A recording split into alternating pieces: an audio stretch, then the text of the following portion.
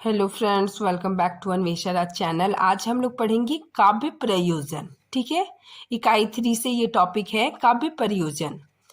प्रयोजन का मतलब क्या होता है? उद्देश्य। ठीक है, देखिए इसकी परिभाषा देखते हैं कि काव्य प्रयोजन से तात्पर्य काव्य रचना के उद्देश्य होता है। ठीक है, अर्थात जिस प्रकार कर्ता का किसी कार्य को करने के पीछे कोई ना कोई उद्देश्य निहित होता है, उसी प्रकार काव्य रचना में भी रचनाकार का कोई ना कोई उद्देश्य अवश्य होता है।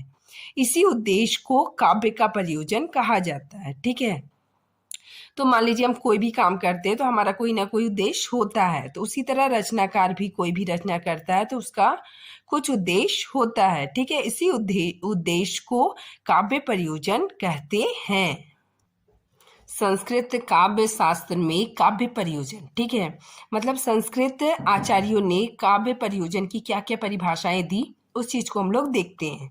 ठीक है, सबसे पहले भरत मुनि। देखिए, भरत मुनि के अनुसार काव्य प्रयोजन, भरत मुनि के समय में नाट्य और काव्य में कोई भेद नहीं था।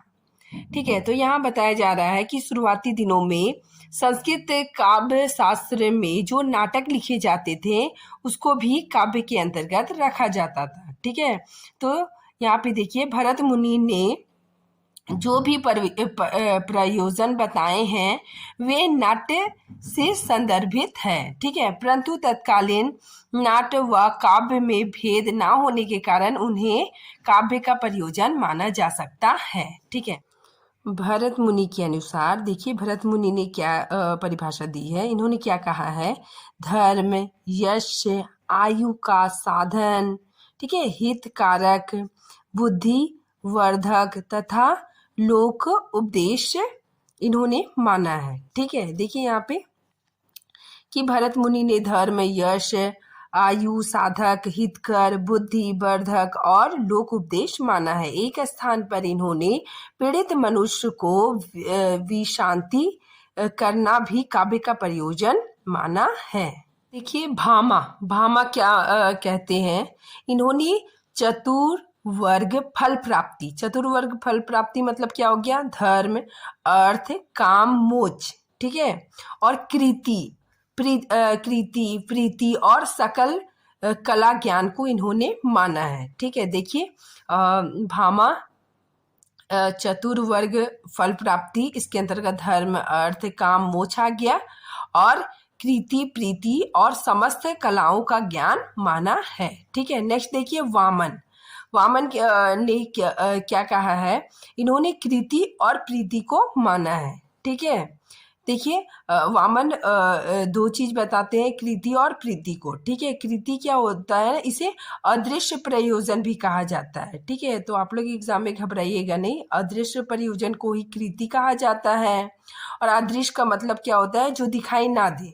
ठीक है, और प्रीति, प्रीति का इसको एक और नाम से जाना जाता है दृश्य प्रयोजन। ठीक है, जो दिखाई दे।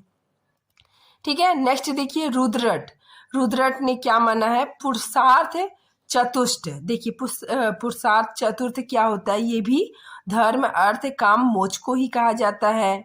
ठीक है, और इन्होंने अनर्थ का शमन, विपत्ति निवारण और रोग मुक्ति और अभिमत वर की प्राप्ति को माना है। ठीक है, तो ये कौन मानते हैं? रुद्रट मानते हैं। यहाँ पे देखिए रोग मुक्ति और विपत्ति निवारण के वजह से भी मतलब काव्य प्रयोजन माना जाता है। ठीक है, तो रुद्रट ये मानते हैं। ठीक है, इसका एग्जाम्पल हम लोग देख सकते हैं कि तुलसीदास ने हनुमान बाहुक नाम से एक रचना लिखी थी। ठीक है, उसमें उनकी बाहु में जो पीड़ा हो रहा था उसी के निवारण के लिए उन्होंने रचना लिखा था। ठीक है, तो इसमें यही कहा गया है कि जब कोई कष्ट रहता है तो उसके निवारण के लिए भी कविता लिखा जाता है।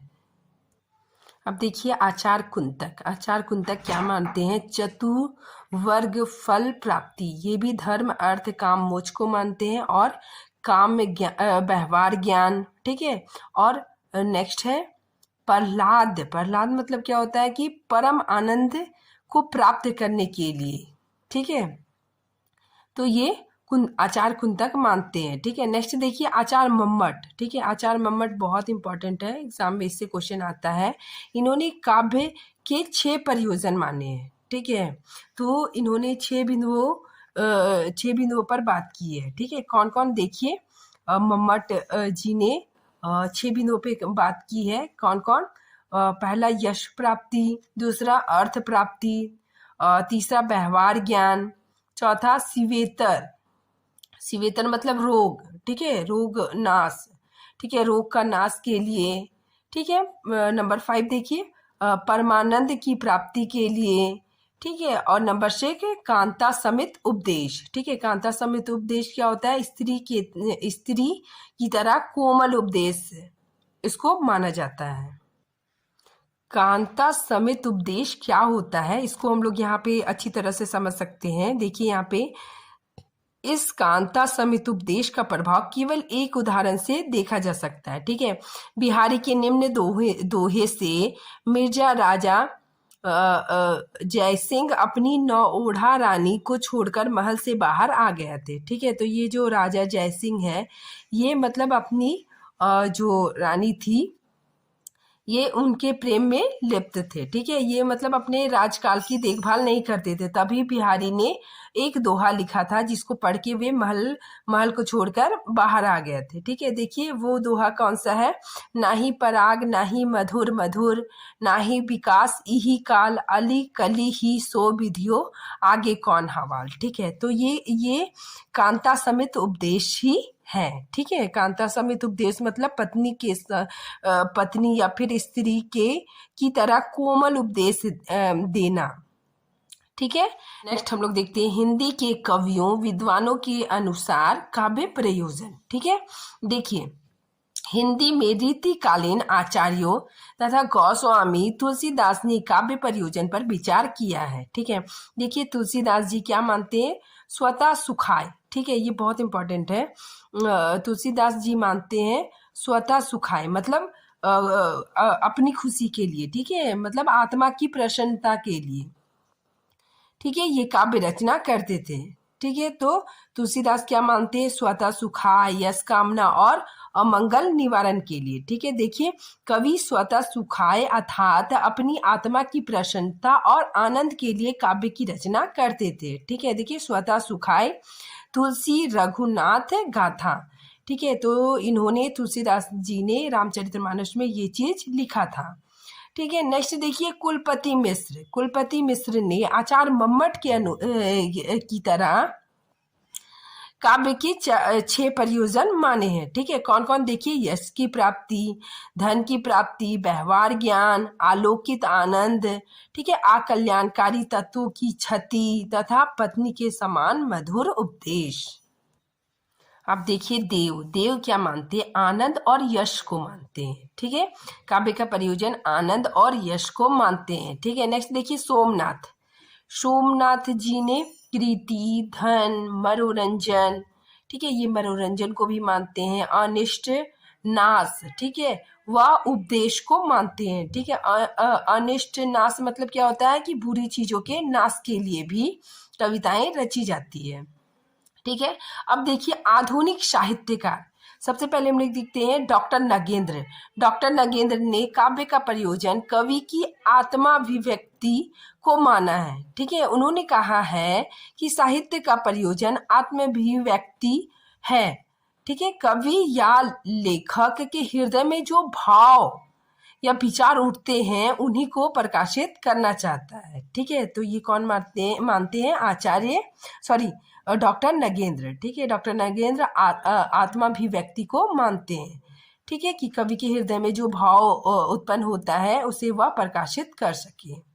नेक्स्ट देखिए आचार्य नंद दुलारी वाजपेयी, ये भी आत्मानुभूति साहित्य को ही मानते हैं। ठीक है, आत्मानुभूति साहित्य का प्रयोजन माना है। ठीक है, आत्मानुभूति मतलब क्या होता है कि अंदर की आत्मा की अनुभूति। ठीक है, जो उसे अंदर से जो अनुभव हो रहा है उसी को वो कविता में मतलब लिखता है।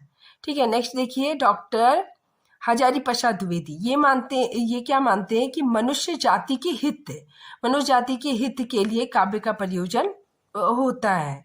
ठीक है, नेक्स्ट देखिए डॉक्टर श्याम सुंदर दास ये क्या मानते हैं कि साहित्य का उद्देश्य केवल मनुष्य के मस्तिष्क को संतुष्ट करना नहीं है, ठीक है, वरन मनुष्य जीवन को अधिक सुखी व सुंदर बनाने की चेष्टा है, ठीक है। तो श्याम सुंदर दास जी कहते हैं कि मनुष्य जीवन को अधिक सुखी व सुंदर बनाने की चेष्टा है। अब देखिए डॉक्टर गुलाब राय, ठीक है, ये क्या मानते हैं कि रसानंद ही सबका जीवन रस है और इसी से लोकहित का मान है, ठीक है, तो ये भी लोकहित मानते हैं। नेक्स्ट देखिए मैथिली शरण गुप्त, ठीक है, ये क्या मानते हैं, गुप्त जी ने मनोरंजन व उपदेश को काव्य का प्रयोजन माना है, ठीक है, मनोरंजन भी हो और क्या हो उसमें उपदेश हो, ठीक है। देखिए यहाँ पे मैथिली शरण गुप्त जी लिखते हैं कि केवल मनोरंजन ना कवि का कर्म होना चाहिए, ठीक है, मतलब कवि का कर्म केवल मनोरंजन नहीं होना चाहिए, ठीक है, उसमें उचित उपदेश का भी मम होना चाहिए, ठीक है, तो उसमें उपदेश का भी होना बेहद जरूरी है। नेक्स्ट देखिए रामचंद्र शुक्ल, ये क्या मानते हैं कि काव्य का अंतिम लक्ष्य जगत के मार्मिक पक्षों का प्रत्यक्षीकरण करके उसके साथ मनुष्य हृदय का सामंजस्य प्रतिस्थापक है, ठीक है। तो देखिए रामचंद्र शुक्ल जी मानते हैं कि दुनिया में जो भी मार्मिक पक्ष है, ठीक है, जो हम मतलब जो हमें दिखाई देता है, ठीक है, जो हमें नजर आता है, ठीक है, कोई दुख है, कोई संकट, ठीक है, तो उसके साथ मनुष्य को जोड़ना, ठीक है, सामंजस्य बैठाना ही काव्य का अंतिम लक्ष्य है, ठीक है। तो रामचंद्र शुक्ल कहते हैं कि सिर्फ आनंद और मनोरंजन करना कविता का अंतिम लक्ष्य नहीं होना चाहिए, ठीक है। यदि कविता का अंतिम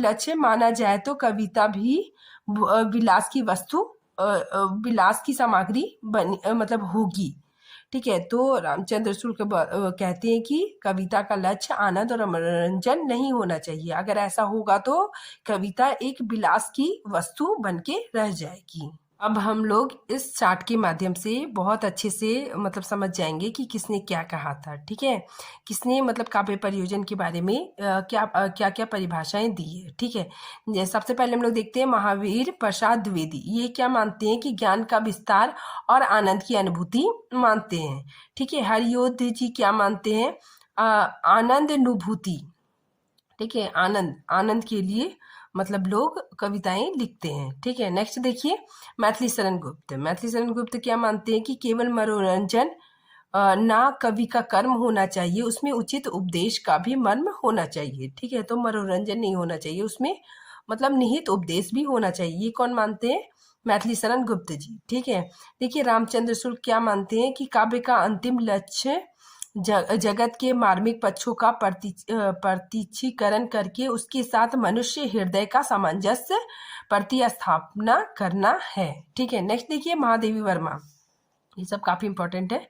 देखिए महादेवी वर्मा क्या कहती हैं कि मानव हृदय में समाज के प्रति विश्वास उत्पन्न करना काव्य का प्रयोजन है, ठीक है। नेक्स्ट देखिए हजारी प्रसाद द्विवेदी मानव कल्याण, ठीक है, तो ये क्या मानते हैं, मानव कल्याण मानते हैं, ठीक है, कि कविताएं मानव कल्याण के लिए होनी चाहिए, ठीक है। नेक्स्ट देखिए नंद दुलारे वाजपेयी जी आत्मानुभूति को मानते हैं। डॉक्टर नगेंद्र ये आत्माभिव्यक्ति को मानते हैं।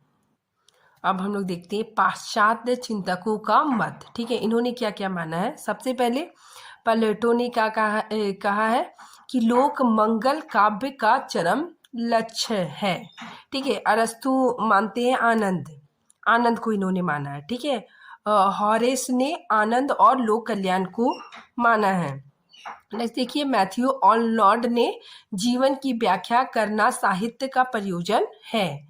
जे.ई. स्प्रिंगार्ड ने ये कला के लिए पक्षधर हैं, ठीक है। नेक्स्ट देखिए मल्टन क्या माने हैं कि ये यश को काव्य का प्रयोजन मानते हैं, ठीक है।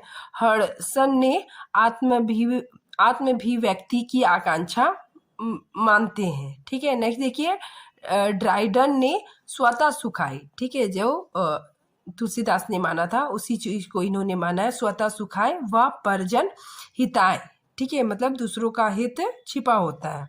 आगे देखिए कला कला के लिए ये कौन कौन विद्वान मानते हैं? देखिए, होमर, लॉजाइनस, शीलर, ठीक है, ऑस्कर, ये सब विद्वान इनके समर्थक हैं। ठीक है, नेक्स्ट देखिए, कला जीवन के लिए ये कौन कौन विद्वान मानते हैं?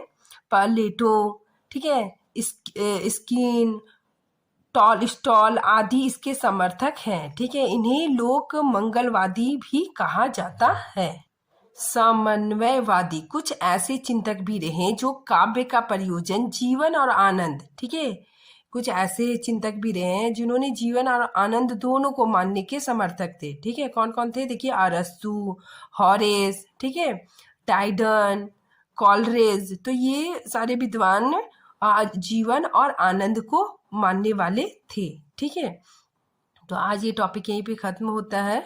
एक्चुअली में मेरा बहुत मतलब टॉन्सिल है, इस वजह से आवाज़ ख़राब है, इसके लिए माफ़ी चाहूँगी। नेक्स्ट वीडियो के साथ हम लोग फिर मिलते हैं, तब तक के लिए थैंक यू।